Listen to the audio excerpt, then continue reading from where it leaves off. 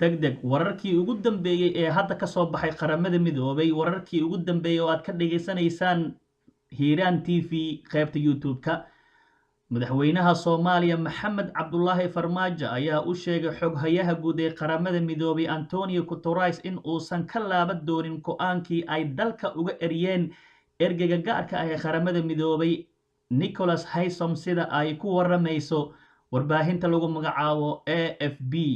diblomaasiyiin ayaa u sheegay wakaaladda wararka ee AFP in madaxa qaramada midoobay Antonio Guterres oo maanta telefoonka kula hadlay madaxweyne Maxamed Cabdullaahi Farmaajo si uu mar kale ugu dhaadhiciyo in go'aankiisa uu bedelo Antonio Guterres ayaa marka labaad telefoonka ku soo celiyay Maxamed Cabdullaahi Farmaajo saddexdii maalmood ee ugu dambeysay ayay wada hadlayeen